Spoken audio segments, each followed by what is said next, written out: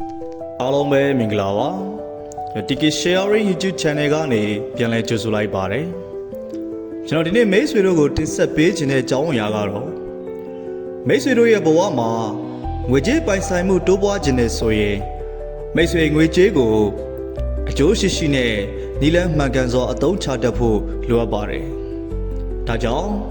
ဒီနေ့မှာမိတ်ဆွေတို့ကို need နဲ့ want ဘယ်အရာကိုဦးစားပေးရမလဲဆိုတာကိုတင်ဆက်ပေးသွားချင်တာပဲဖြစ်ပါတယ်လူသားတိုင်းရဲ့ဘဝမှာ need နဲ့ want ဆိုတာအယူဆနှစ်ခုအနေနဲ့နေ့စဉ်ရင်ဆိုင်နေရတဲ့အရာပဲဖြစ်ပါတယ်ဒီစကားလုံးနှလုံးကိုမကြာခဏဆိုသလိုကြားဘူးကြပေမဲ့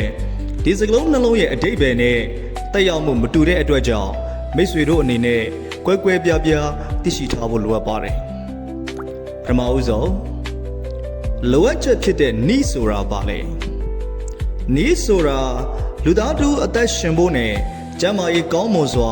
လုပ်ငန်းလုပ်ဆောင်နိုင်ဖို့အတွက်မရှိမဖြစ်လိုအပ်တဲ့အရာတွေကိုဆိုလိုတာပဲဖြစ်ပါတယ် need ဟာအခြေခံကြပြီးမရှိမဖြစ်လိုအပ်တဲ့အရာတွေပဲဖြစ်ပါတယ်လူတိုင်းအတွက်တူညီတဲ့အခြေခံလိုအပ်ချက်ဆိုတာရှိပါတယ်မိတ်ဆွေတို့အနေနဲ့အခြေခံကြတဲ့ need တွေကိုမဖြည့်ဆည်းနိုင်ရင်နောက်ဆက်တွဲဆိုးကျိုးအကျိုးဆက်တွေကိုဆက်လက်ဖြစ်ပေါ်လာနိုင်စေတာပဲဖြစ်ပါတယ်ဥပမာအဖြစ်ပြောရရင်လူသားတွေအတွက်အခြေခံကြတဲ့လိုအပ်ချက်တွေဆိုတာအစားအစာနေထိုင်စရာအိမ်ယာတွေအဝတ်အစားတွေကျန်းမာရေးစောင့်ရှောက်မှုနဲ့လုံခြုံမှုတွေပဲဖြစ်ပါတယ်ဒါဆိုရင်လိုချင်မှုဖြစ်တဲ့ want ဆိုတာကရောဘာလဲ want ဆိုတာကလူသားတို့ရဲ့ဘဝအရေးသွေးပုံမကောင်းမွန်စေရန်နဲ့စိတ်ကျဉ်နှံ့မှုရရှိစေဖို့အတွက်လိုချင်တောင်းတတဲ့အရာတွေကိုဆိုလိုတာပဲဖြစ်ပါတယ်။want တွေကိုမဖြည့်ဆည်းနိုင်ရင်ဘဝရဲ့ထိခိုက်မှုမရှိတော့လဲပဲစိတ်ကျဉ်နှံ့မှုလိုအပ်နေတယ်လို့တော့ခံစားရစေနိုင်ပါတယ်။ want လို့ခေါ်တဲ့လိုအင်ဆန္ဒတွေဟာအခြေခံမဟုတ်ပဲထပ်ဆင့်တိုးမြင့်ပြီးတော့မှလိုချင်နေတဲ့လိုအပ်ချက်များတာဖြစ်ပါတယ်။လူတဦးနဲ့တဦးလိုအင်ဆန္ဒကတော့တူညီမှာမဟုတ်ပါဘူး။ want လို့ခေါ်တဲ့လိုအင်ဆန္ဒတွေကိုပြည့်မီအောင်မဖြည့်ဆည်းနိုင်ခြင်းကတင်းဘဝကိုထိခိုက်လာစေမှာတော့မဟုတ်ပါဘူး။ want ဆိုတာကိုဥပမာအနေနဲ့ပြောရရင်တော့ဈေးကြီးတဲ့ဖုန်းအသစ်တွေဝယ်ချင်တာမျိုးတွေအလျက်ခီးရှည်ထွက်ချင်တာမျိုးတွေစိန်ခံကားတွေဈေးကြီးတဲ့အဝတ်စားတွေနဲ့အပန်းဖြေစရာတွေပဲဖြစ်ပါတယ်။ဒါဆိုရင်ငွေကြေးသုံးစွဲတဲ့အခါမှာ need နဲ့ want ဘယ်အရာကိုဦးစားပေးသုံးစွဲရမလဲ။ဒါကတော့ရှင်းပါတယ် need လို့ခေါ်တဲ့အခြေခံလိုအပ်ချက်ကိုအရင်ဦးစားပေးရမှာပဲဖြစ်ပါတယ်။ဘာကြောင့်လဲဆိုရင် need ဟာအသက်ရှင်ရပ်တည်ရေးအတွက်အခြေခံလိုအပ်ချက်ဖြစ်ပါတယ်။ need လို့ခေါ်တဲ့လိုအပ်ချက်ပြည့်မီမှသာဘဝဟာအေးချမ်းလုံခြုံမှုကိုရရှိမှာဖြစ်ပါတယ်။နောက်ပြီးမိတ်ဆွေတို့ရဲ့ဘဝမှာငွေကြေးဆိုင်ရာနဲ့လူမှုဘဝတွေမှာတည်ငြိမ်မှုရရှိလာမှာပဲဖြစ်ပါတယ်။ဒါပြင်အခြေခံဝင်ငွေကောင်းကောင်းရှိဖို့ဟာလည်းပဲ need တစ်ခုဖြစ်ပါတယ်။ဘာကြောင့်လဲဆိုရင်အခြေခံဝင်ငွေကောင်းကောင်းမရှိရင်စာဝတ်နေရေးအတွက်လုံလောက်တဲ့ဝင်ငွေမရှိတဲ့အတွက်ကြောင့်စိတ်ဖိစီးမှုများလာမှာပဲဖြစ်ပါတယ်။ဒါပြင်ကျန်းမာရေးဆုံးရှုံးမှုတွေနဲ့ကုသမှုခံယူနိုင်မှုဆိုရင်လည်းအခြေခံဝင်ငွေတစ်ခုတော့ရှိထားမှာဖြစ်မှာပါ။ဒါဆိုရင်want လို့ခေါ်တဲ့လိုအင်ဆန္ဒတွေကိုဘယ်အချိန်မှဖြည့်ဆည်းရမလဲ need လို့ခေါ်တဲ့လိုအပ်ချက်တွေကိုအရင်ဖြည့်ဆည်းပြီးမှသာလျှင် want တွေကိုစဉ်းစားတာကပိုပြီးကောင်းမွန်ပါတယ်ဥပမာလစာရပြီးတိုင်းအရင်ဆုံးဈေးဝယ်စရိတ်တွေအိမ်ငါးက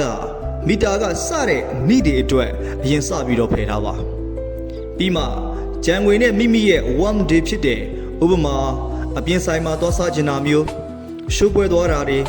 နောက်အပန်းဖြေခရီးထွက်တာတွေနဲ့ဖုန်းသစ်ဝယ်တာတွေအစရှိတဲ့အရာတွေကိုစဉ်းစားတာကပိုပြီးတော့ကောင်းမွန်ပါတယ်။ need တွေကိုပြည့်စုံအောင်လုပ်ပြီးမှ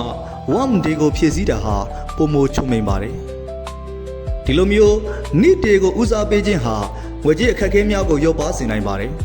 ။ပထမတစ်ခုကတော့ကြွေးမြီတွေကိုရှောင်ရှားနိုင်တာပါ။ need တွေကိုဦးစားပေးသုံးစွဲမယ်ဆိုရင်ပုံငွေတွေကိုစုဆောင်းထားနိုင်ပြီးအရေးပေါ်အခြေအနေတွေမှာအကျွေးယူစရာမလိုတော့ပါဘူး။ဒါကြောင့် need ကိုသာဦးစားပေးမယ်ဆိုရင်အကျွေးတွေကိုမိတ်ဆွေရှောင်ရှားနိုင်ပါလိမ့်မယ်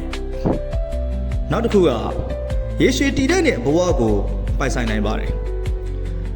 ဤတွေကိုဦးစားပေးသူဟာဘန္နာရေးရပုံမတည်ငြိမ်မှုရှိတဲ့ဘဝကိုပိုင်ဆိုင်နိုင်မှာပဲဖြစ်ပါတယ်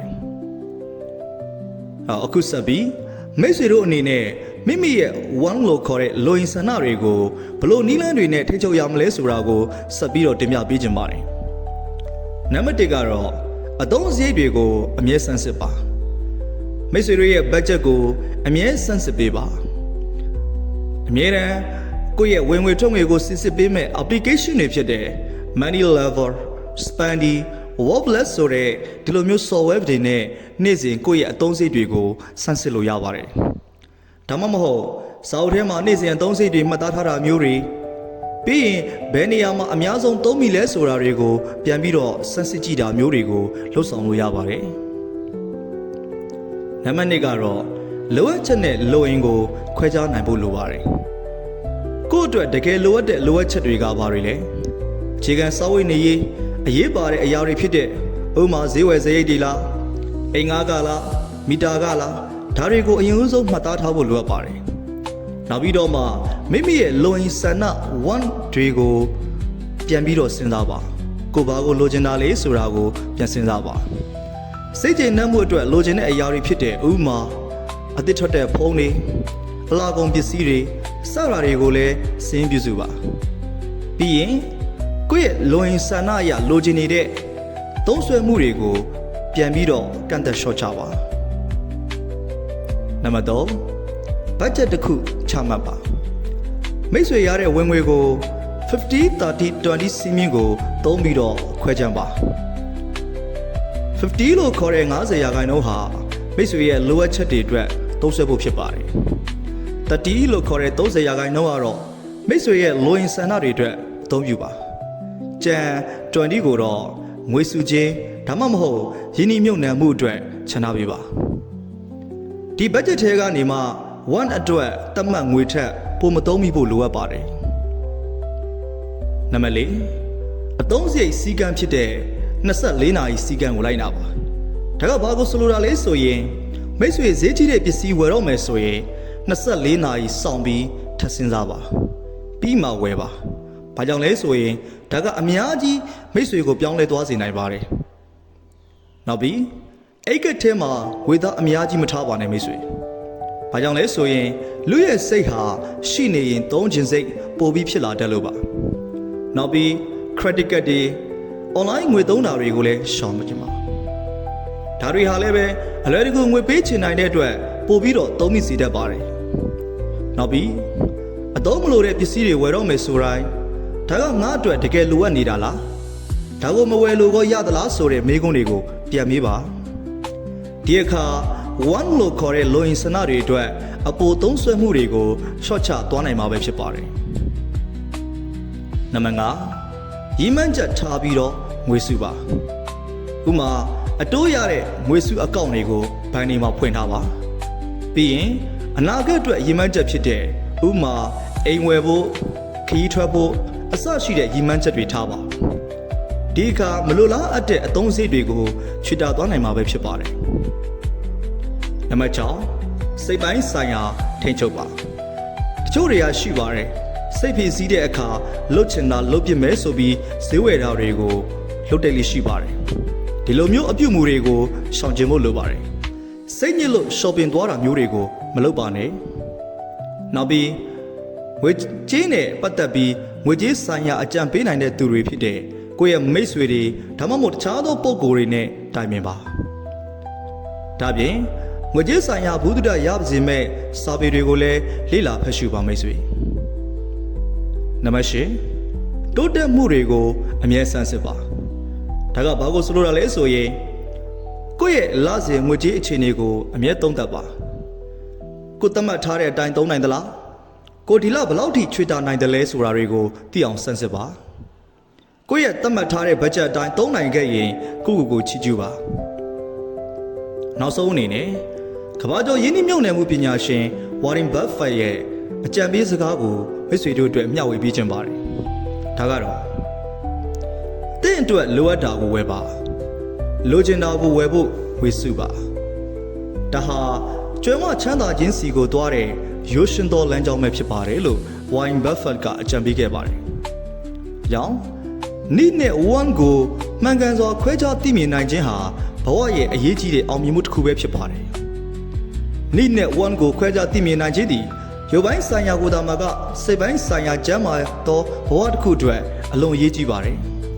။နေ့တွေကိုဖြည့်ဆည်းပြီးမှ1လို့ခေါ်တဲ့လိုအင်ဆန္ဒတွေကိုဖြည့်ဆည်းခြင်းဖြင့်ဘဝကိုမျှတစွာဖြတ်သန်းနိုင်မှာပဲဖြစ်ပါတယ်။ဒါကြောင့်နေ့နဲ့1တွေကိုမှန်ကန်စွာသုံးသပ်ခါဦးစားပေးမှုများသတ်မှတ်နိုင်လို့ရှိရင်ပုံမပျော်ရွှင်ခြင်းနဲ့ပွဲကောင်းတဲ့ဘဝတစ်ခုကိုတည်ဆောက်နိုင်မှာပဲဖြစ်ပါတယ်။အဲကြောင့်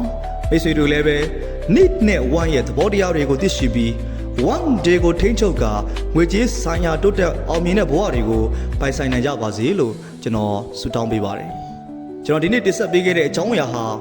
မိတ်ဆွေတို့အတွက်အကျိုးတစုံတရာရရှိစေမယ်လို့မျှော်လင့်ပါတယ်။နောက်နေမှာလည်းအခုလိုမျိုးမိတ်ဆွေတို့အတွက်အကျိုးရှိစေမယ့်အကြောင်းအရာတွေကိုပုံမှန်တင်ဆက်ပေးသွားမှာဖြစ်တဲ့အတွက်ကြောင့်ကျွန်တော်ရဲ့ channel လေးကို like and subscribe လုပ်ပေးဖို့အတွက်လည်းတောင်းဆိုအပ်ပါတယ်။ကြည့်ရှုအားပေးကြတဲ့သူတူတယောက်ချင်းစီကိုကျေးဇူးအထူးပဲတင်ရှိပါတယ်ခင်ဗျာ။